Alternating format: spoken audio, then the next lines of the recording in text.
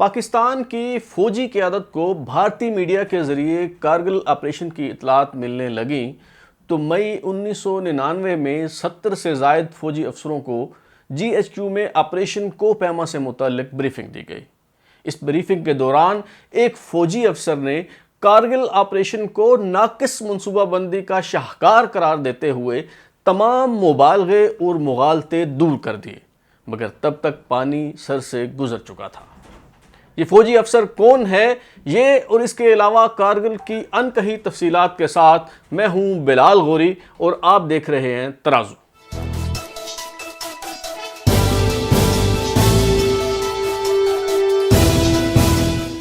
رمضان المبارک کے جمعۃ الوداع کو 16 جنوری 1999 کی صبح جی ایچ کیو کے ملٹری آپریشنز ڈائریکٹوریٹ کے آپریشنز روم میں ایک خفیہ ترین اجلاس ہو رہا تھا، جسے 4 مین شو کہا جائے تو زیادہ بہتر ہوگا، کیونکہ اس اجلاس میں کارگل آپریشن کے مرکزی کردار اپنی مہم جوئی کو باضابطہ شکل دینے کی کوشش کر رہے تھے۔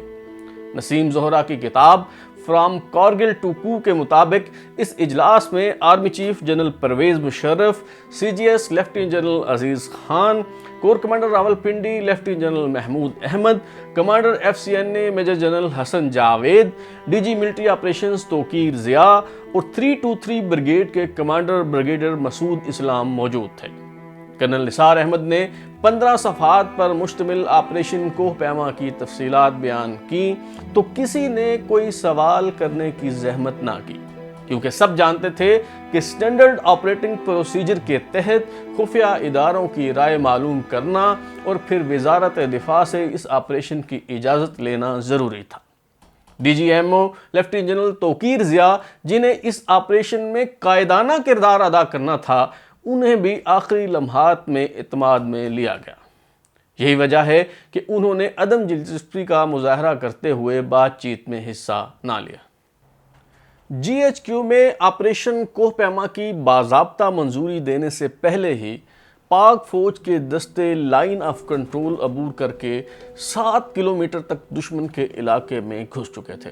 اس آپریشن کی منظوری نے ماضی کی تاریخ دہرائی، کیونکہ ایوب دور میں رن آف کچھ پر پاک بھارت معاہدے سے 48 دن قبل آپریشن جبرالٹر کی منظوری دی گئی، جبکہ اس بار اعلان لاہور پر دستخط ہونے سے 36 دن پہلے آپریشن کوہ پیما کی منظوری دی گئی۔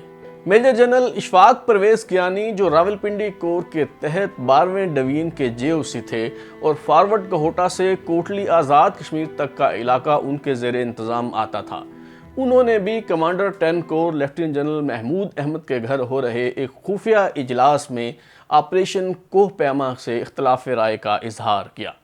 انہوں نے اپنے سینئرز کو بتانے کی کوشش کی کہ اس منصوبے میں کنسیپچول فلاز ہیں، بھارت کے اس علاقے میں 2 ایئر فیلڈز موجود ہیں، اور رد عمل کا تخمینہ لگاتے وقت اس حقیقت کو نظر انداز کیا گیا ہے، مگر کارگل مہم جوئی کے منصوبہ سازوں نے اشفاق پرویز کیانی کی یہ بات سنی انسنی کر دی۔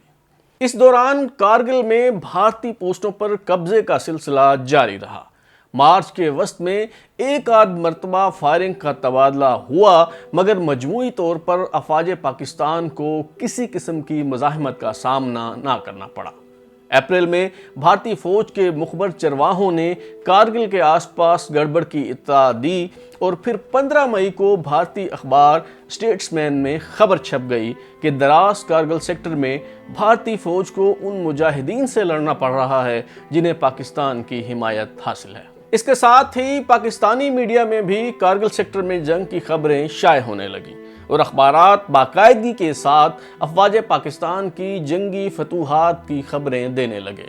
قوم کو خوشخبری دی گئی کہ زوجیلا بائی پاس پر حملہ کر کے بھارتی فوج کو گھیرے میں لے لیا گیا ہے، اور اب کشمیر کی آزادی کی منزل قریب ہے۔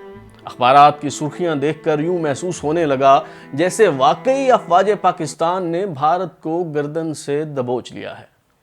لیکن جب میڈیا کے ذریعے کارگل آپریشن کی خبریں سامنے آئیں تو افواج پاکستان کے سینئر افسروں کے غم و غصے کی انتہا نہ رہی۔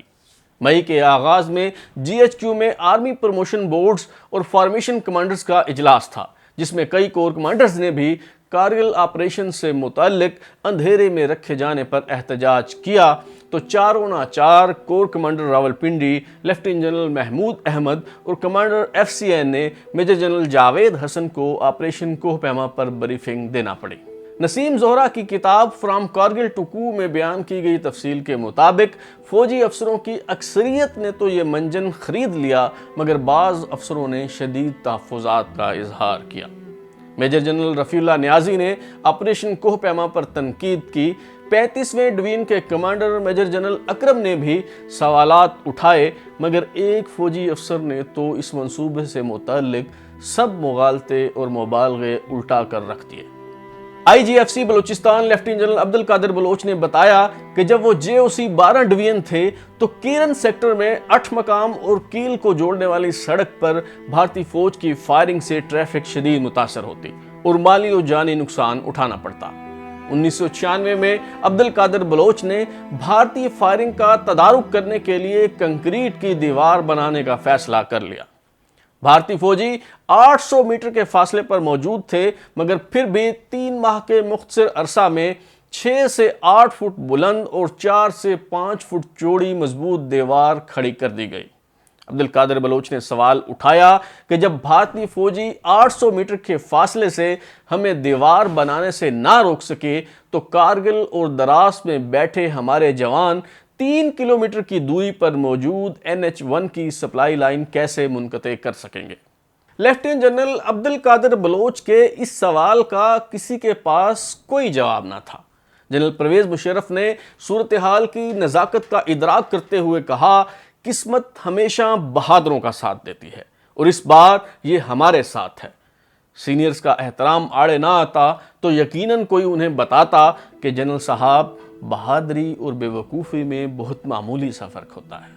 کارگل آپریشن سے متعلق ایک اہم ترین سوال یہ ہے کہ کیا منتخب سیاسی قیادت کو اس مہم جوئی کا علم تھا؟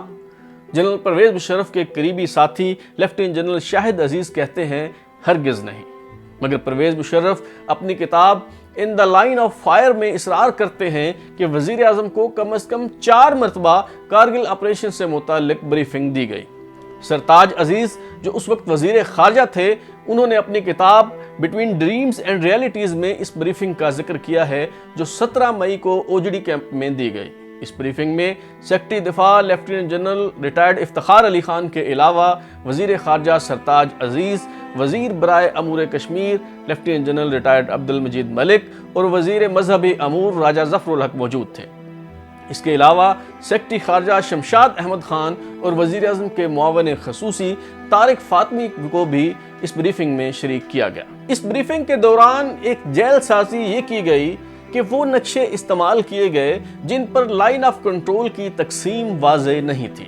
اس بندوبست کا مقصد بریفنگ کے شرکاء سے یہ حقیقت چھپانا تھا کہ لائن آف کنٹرول عبور کی جا چکی ہے، مگر اس اہتمام کے باوجود بہت سے شرکاء کو صورتحال کی سنگینی کا ادراک ہو گیا۔ بریفنگ کے دوران chief of general staff lieutenant general Aziz Ahmed Khan نے خوشامد اور چاپلوسی کے سب ریکارڈ توڑ دیے۔ میاں نواز شریف نے پوچھا، آپ بھارتی فوج کی نظروں میں آئے بغیر فوجی دستے اور ساز و سامان لائن آف کنٹرول پر پہنچانے میں کیسے کامیاب ہوئے؟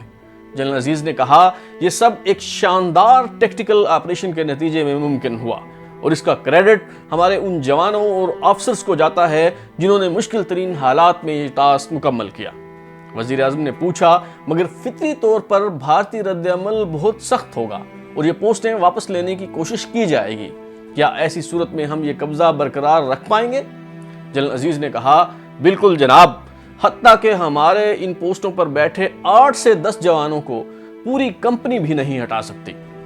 اور پھر جنرل عزیز نے خوشامد کی کمان سے آخری تیر چلاتے ہوئے کہا، سر، پاکستان قائد اعظم کی کاوشوں کے نتیجے میں وجود میں آیا، انہیں ہمیشہ بانی پاکستان کے طور پر یاد رکھا جائے گا۔ قائد اعظم کے بعد اب اللہ نے آپ کو کشمیر آزاد کروانے کا موقع عطا کیا ہے، آپ فاتح کشمیر کے طور پر یاد رکھے جائیں گے، تاریخ میں آپ کا نام سنہری حروف میں لکھا جائے گا۔ نواز شریف وفور جذبات کا شکار ہوئے یا پھر گہرے طنز کا انداز اپنایا، بہرحال انہوں نے جنرل عزیز سے پوچھا، جنرل صاحب تو پھر کب سری نگر پر سبز ہلالی پرچم لہرا رہے ہیں؟ ब्रीफिंग के दौरान 3 शुरका को असल कहानी समझ आ गई। इनमें से एक तो सेक्रेटरी दिफा lieutenant general retired Iftikhar Ali Khan थे, जो मुबहम नक्शों के बावजूद समझ गए कि यह मुहिम जोई पाकिस्तान को मुकम्मल जंग की तरफ धकेल देगी, मगर वो मसलहतन खामोश रहे। अलबत्ता वफाकी वजीर खारजा सरताज अजीज़ और अमूर कश्मीर के वफाकी वजीर लेफ्टिनेंट जनरल रिटायर्ड अब्दुल मजीद मलिक ने लगी लिपटी रखे बगैर ऑपरेशन कोहपेमा की मुखालफत की। सरताज अजीज़ ने कहा कि हर कमांडर को बुनियादी सबक ही यही दिया जाता है कि पहले अपने मकासद का तयन करो, फिर स्ट्रेटजी बनाओ और आखिर में इस स्ट्रेटजी को अमली जामा पहनाने के लिए टैक्टिक्स को बरूए कार लाओ। मगर कारगिल ऑपरेशन का मामला ये है कि यहाँ टैक्टिक्स तो बहुत शानदार हैं, लेकिन स्ट्रेटजी नाकाबिले अमल और मकासद गैर वाज़ेह हैं। सरताज अजीज़ ने कहा कि यह मुहिम जोई ऐलान लाहौर की रूह के मनाफी है और अमेरिका ऐसी सूरत में हमारा साथ हरगिज नहीं देगा। लेफ्टिनेंट जनरल रिटायर्ड अब्दुल मजीद मलिक ने कहा, मैं खुद डीजी मिलिट्री ऑपरेशंस रहा हूं और इन इलाकों से अच्छी तरह वाकिफ हूं। नामसाइद हालात और ख़तरनाक मौसम में हमारे फौजियों को साजो सामान कैसे पहुंचेगा, ये वाज़े नहीं। भारतीय रद्द-ए-अमल का दुरुस्त तखमीना नहीं लगाया गया। भारत हर कीमत पर इन पोस्टों को वापस लेने की कोशिश करेगा। जब भारत आर्टिलरी और फ़ज़ाइया को मैदान में ले आएगा तो हम अपने फौजियों की मदद नहीं कर पाएंगे, क्योंकि हमारा मौक़िफ़ तो ये होगा कि वहाँ मुजाहिदीन लड़ रहे हैं। इस मुहिम जोई का नतीजा ये निकलेगा कि जंग का दायरा वसी हो जाएगा। क्या हम भारत और पाकिस्तान के दरमियान एक और जंग के लिए तैयार हैं? Commander 10 core lieutenant general Mahmood Ahmad ने जनरल रिटायर्ड अब्दुल मजीद मलिक की दूर अंदेशी पर मबनी बातों को महज ये कहकर मुस्तरद कर दिया कि अब हालात बदल चुके हैं। जनरल परवेज मुशर्रफ ने इस मौका पर अपनी टीम को सहारा देते हुए कहा कि वो मिलिट्री कैरियर में अब तक के तजर्बे और दानाई की बुनियाद पर कारगिल ऑपरेशन की कामयाबी की जमानत देते हैं और यकीन दिलाते हैं कि इस मुहिम जोई में नाकामी या पसपाई का कोई अमकान नहीं। ब्रीफिंग के इख्तिताम पर chief of general staff lieutenant general अजीज़ अहमद खान ने ऑपरेशन कोहपेमा की कामयाबी के लिए दुआ करवाई और यूं ये नशिस्त बर्खास्त हो गई। इस ब्रीफिंग में शरीक एक शख्स बहुत मुस्तरब था और उसकी फिक्रमंदी बिल्कुल जायज़ थी, क्योंकि उसे वज़ीर आज़म और फौजी क़यादत के दरमियान पुल का किरदार अदा करना था और उसे ये हकीकत मालूम थी कि पुल के नीचे से बहुत सा पानी बह चुका है। इस मुस्तरब शख्स का नाम lieutenant general retired Iftikhar Ali Khan था, जो सेक्रेटरी दिफा थे। ब्रीफिंग के बाद उन्होंने वज़ीर आज़म का पीछा किया और जब नवाज शरीफ वज़ीर आज़म हाउस की लिफ्ट में दाखिल हो रहे थे तो उनके पास जा पहुँचे। जनरल रिटायर्ड इफ्तिखार ने पूछा, सर क्या फ़ौजी क़यादत ने लाइन ऑफ कंट्रोल पार करने के लिए आपसे इजाज़त ली? वज़ीर आज़म ने जवाब देने के बजाय सवाल किया, क्या वाकई फ़ौज LOC अबूर कर चुकी है? जनरल इफ्तिखार के चेहरे से परेशानी आया थी और उन्होंने ताबड़तोड़ सवालात करते हुए कहा, सर क्या आप जानते हैं कि लाइन ऑफ कंट्रोल पार करके 100 चेक पोस्टों पर कब्ज़ा करने वाले मुजाहिदीन नहीं बल्कि हमारी फ़ौज है? इफ्तिखार अली खान ने एक बार फिर झंझोड़ते हुए कहा, मियाँ साहब क्या आपको मालूम है कि लाइन ऑफ कंट्रोल पार करने का नतीजा भारत से जंग की सूरत में भी निकल सकता है? अगली सुबह army chief general Parvez Musharraf को वज़ीर आज़म हाउस तलब कर लिया गया और वज़ीर आज़म नवाज शरीफ ने सेक्रेटरी दिफा की मौजूदगी में पूछा, क्या आप लाइन ऑफ कंट्रोल पार कर चुके हैं? जनरल परवेज मुशर्रफ ने कहा, जी सर हम कर चुके हैं। नवाज शरीफ ने पूछा, किसकी इजाज़त से?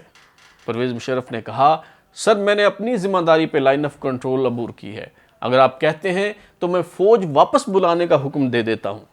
नवाज शरीफ जान गए कि उनके साथ हाथ हो चुका है। अगर अब वो फ़ौज वापस बुलाने का हुक्म देंगे तो उन्हें गद्दार और वाजपेयी का यार कहा जाएगा और इसलिए उन्होंने कहा, फ़ौज भी हुकूमत का हिस्सा है, हम फ़ौज का साथ देंगे। लेकिन परवेज़ मुशर्रफ इससे पहले भी कई मौके पर नवाज शरीफ को कारगिल ऑपरेशन पर ब्रीफिंग देने का दावा करते हैं। जनरल परवेज़ मुशर्रफ अपनी किताब in the line of fire में लिखते हैं कि 29 जनवरी को अस्करदू, 5 फरवरी को कील सेक्टर और फिर 12 मार्च को इस्लामाबाद में ISI के हेडक्वार्टर में वज़ीर आज़म को ऑपरेशन कोहपेमा से मुतल्लिक होने वाली पेशरफ से आगाह कर दिया गया था। لیکن حقائق پرویز مشرف کے ان دعووں کی تصدیق نہیں کرتے۔ سرتاج عزیز جو وفاقی وزیر خارجہ کے طور پر 12 اور 13 مارچ کو ISI کے زیر انتظام ہونے والی بریفنگ میں موجود تھے، انہوں نے لکھا ہے کہ اس بریفنگ میں مجاہدین کی کشمیر میں کارروائیوں کا ذکر کیا گیا، لیکن کارگل آپریشن سے متعلق کوئی بات نہ ہوئی۔ جنرل پرویز مشرف نے کہا کشمیری مجاہدین کو سٹنگر میزائل دیے جائیں۔ سرتاج عزیز اور lieutenant general retired Abdul Majeed ملک نے اس تجویز کی شدید مخالفت کی۔ لیفٹیننٹ جنرل جمشید گلزار کیانی جو کور کمانڈر راولپنڈی رہے اور تب ISI میں تعینات تھے، یہ بریفنگ انہوں نے دی۔ آئیے سنتے ہیں کہ وہ اس بریفنگ کے بارے میں کیا کہتے ہیں۔ کارگل کو آپ میں بالکل آئی کال اٹ اے ڈیفیکٹ، اور اس کی ناکام آپریشن کیا اس کی کیا بالکل ناکام آپریشن میں اس کو کہوں گا، اور اس کی یو آر ان پبلک، میں ISI میں تھا، اچھا اس وقت میں ISI میں بالکل آئی واز ان جہاں تک کارگل کا ایونٹ اس وقت اندر ہے۔ میں نے پریزنٹیشن دی جس کا حوالہ جنرل پرویز مشرف نے ان دی لائن آف فائر 12 مارچ کو میں نے ISI میں پریزنٹیشن دی، جس میں چیئر کر رہے تھے ہمارے سابق وزیر اعظم میاں نواز شریف، یہ بھی تھے، چیف آف آرمی بھی تھے، اور سم کی پرسنالٹیز۔ اس کے بعد 17 مئی 99 اس دن بھی میں نے پریزنٹیشن دی، اور اس وقت کے DGI مجھے تھے۔ وہ جو کارگل کا جو 17 مئی کو جو پریزنٹیشن ہوئی وہ کارگل پہ تھی۔ 12 مارچ 99 کو جو پریزنٹیشن تھی اس کا کارگل کے ساتھ کوئی تعلق نہیں تھا۔ اسی طرح 29 جنوری کو اسکردو میں نواز شریف کو جو بریفنگ دی گئی، اس میں بتایا گیا کہ لائن آف کنٹرول پر متحرک ہونے کی ضرورت ہے تاکہ مسئلہ کشمیر کو زندہ رکھا جا سکے۔ 5 فروری کو آرمی چیف کی دعوت پر وزیر اعظم نواز شریف کیل سیکٹر میں ایک سڑک کا افتتاح کرنے گئے تو ایک بار پھر کشمیری مجاہدین کی سرگرمیوں پر عمومی بریفنگ دی گئی، جس میں آپریشن کوہ پیما کا کوئی ذکر نہ تھا۔